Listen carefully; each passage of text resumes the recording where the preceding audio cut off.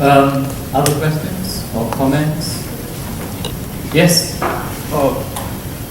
Building on Prof's point just now, I understand that perhaps audiences are divided into both the mandatory people who want to come here out of, because Prof forces here, or perhaps they come down voluntarily. And I think that really reflects certain attitudes that we as students have towards literature. And I feel that perhaps this is shaped a bit by the culture in Singapore, because in Singapore, a lot of us are chasing after numbers and figures and trying to get results as soon as possible. And maybe there's not so much space for literature. And I think as parents, our parents grew up in this environment, and they taught us that it's important to focus on your sciences and your math, and perhaps not so much focus will be placed on literature. So I'm just wondering, right, in the United States, what do students there carry, what kind of attitudes towards literature, and how far is that affected by the culture in the US? Okay.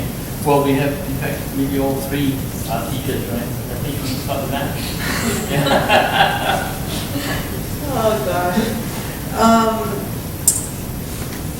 The attitude towards literature, I think it's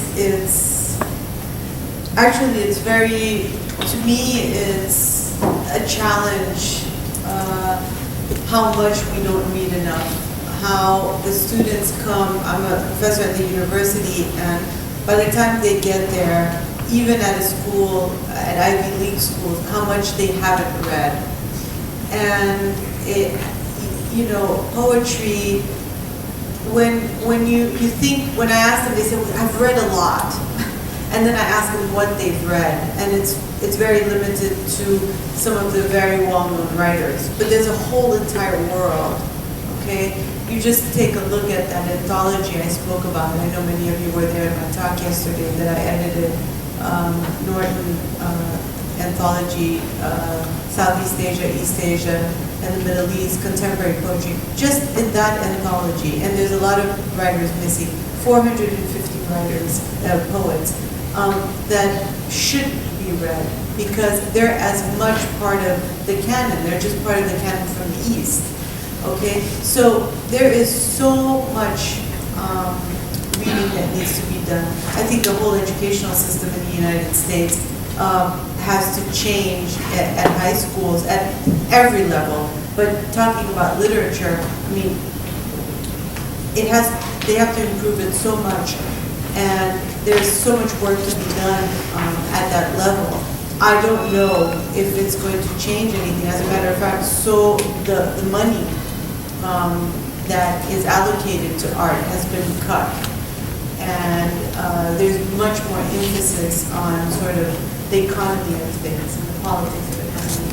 So I don't know if you have a more positive note on that, but that has been my experience with teaching.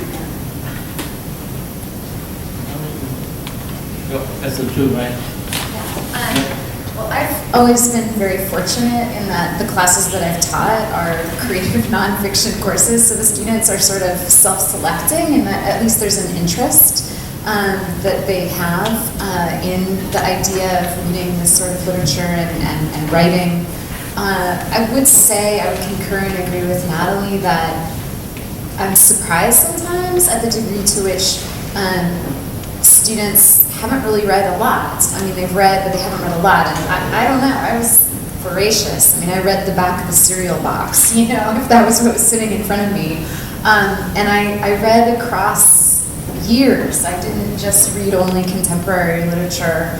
I think, it's easy to get people interested in what's out right now. I think it's a lot harder sometimes to get students interested in going sort of back in time or also across genres. A lot of times people are very interested they decide, I'm interested in one type of writing, I'm interested in poetry, I'm interested in fiction, I'm interested in nonfiction, and they tend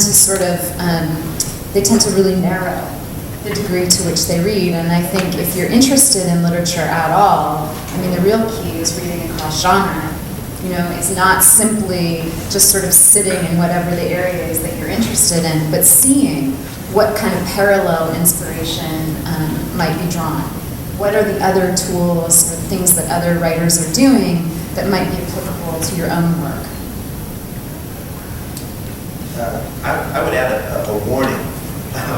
And this is, and it may not be applicable here, I don't know. I teach at a college in the United States called Dartmouth College, and it's maybe a little bit like this university in the sense that it's a liberal arts college, but it's very easy for students from there to go right into Wall Street, into finance, and to make a lot of money right away. And that's a great temptation. And I also teach creative nonfiction. We have to call it that. Call it No, the college won't let me call it creative nonfiction. And so the students are self-selected, but at the same time, there's that great temptation. I can do well in business. This is what will be respected. This is the real challenge to do well in finance. It's tremendously difficult. But I used to say, okay, I'm not going to interfere. But then, now I do. After years of going to readings, there'd always be someone who'd come up at a reading, usually maybe in their 50s, and they would say, they would be a very successful lawyer, business person, or something, and say, I was an English major in college, but, I went and made zillions of dollars, but now I'm really getting back to it, and I've written a mystery novel, will you read it? And to which I always want to say, well, what do you bill per hour? Because that's what I would like to read your novel. And that's a sign to those, that could be you, and I see this in students who take writing classes, and they tell me, oh, my dad was an English major at this college 30 years ago, and now he's a very wealthy, sad alcoholic. And he calls me up and asks me about my literature course. So that's the thing, only go into finance or law or whatever, if that's what you love so much, because otherwise you're not going to be very good at it. You're going to be writing mystery novels that aren't very good. You won't get ahead. And I think you have to, it's deeply pragmatic to be a writer if that's what's going to keep your soul intact. It's a practical decision.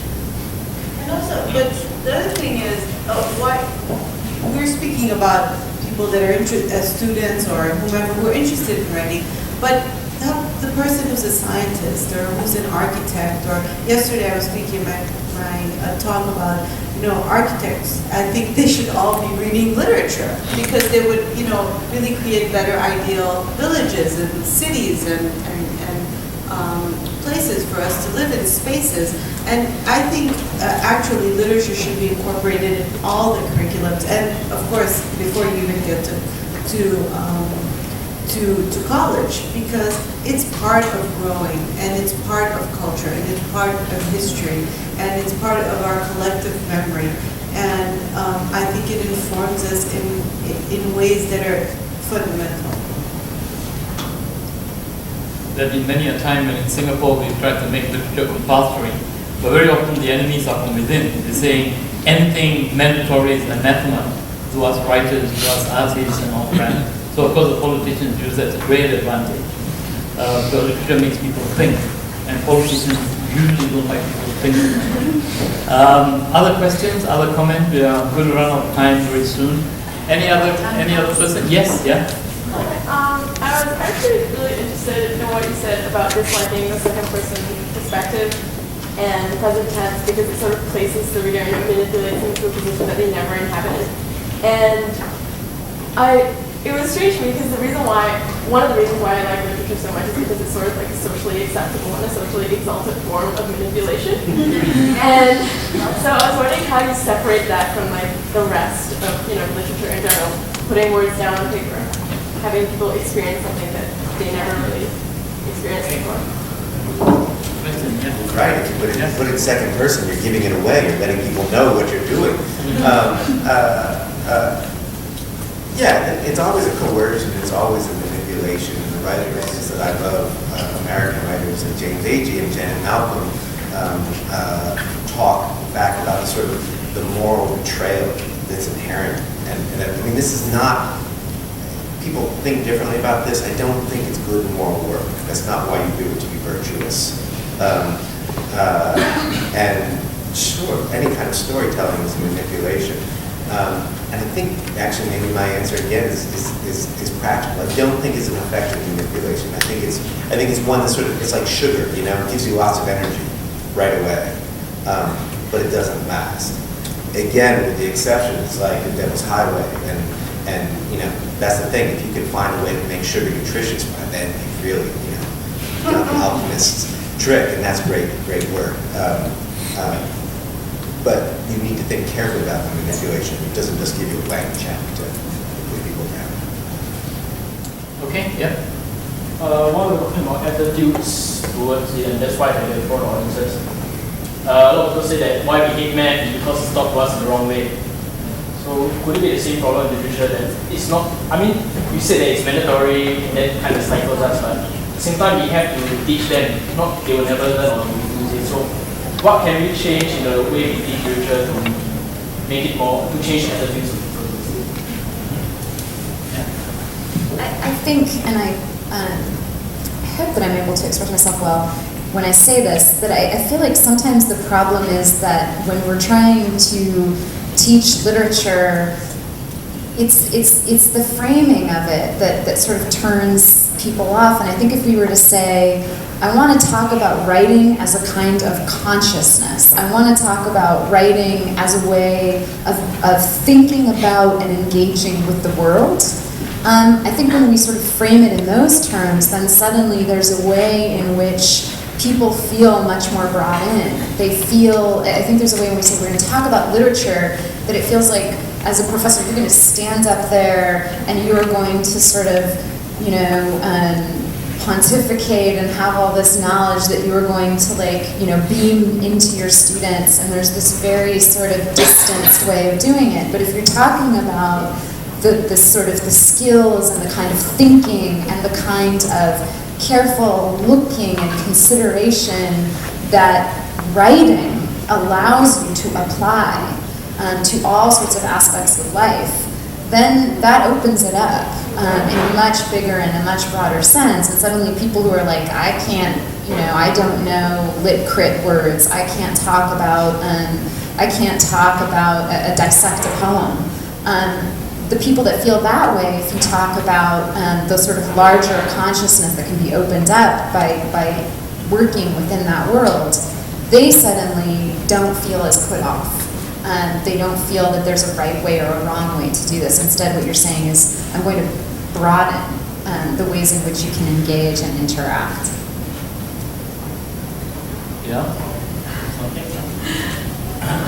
I just think the issue begins, you know, at school, because the educational, I think everywhere in the world right now, the way we teach reading, we're not a reading culture anymore. I mean, we're more of a visual culture.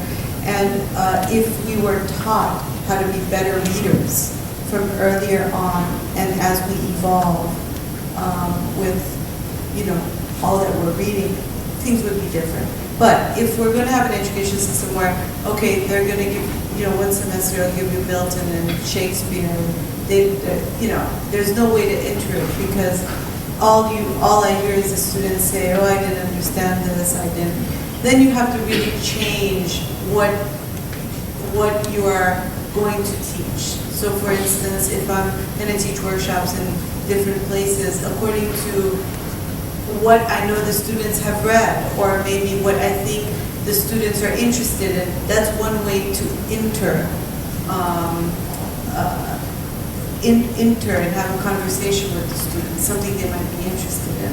So for instance, even right now at Columbia, I teach this course, Asian and Latino memoir. And I have a lot of students, predominantly students with Latino and Asian background, because a course like that isn't taught. So they all really want to know, what can we read that Asians and Latinos have written memoirs. So it's about also not knowing, and they want to know, but they don't have access to it because that hasn't been presented to them. So, you know. Thank you. I think unless somebody has a burning question that more or less wraps up. Lots of food for thought as we move forward. All right, and now thank you very much. Thank you to everyone.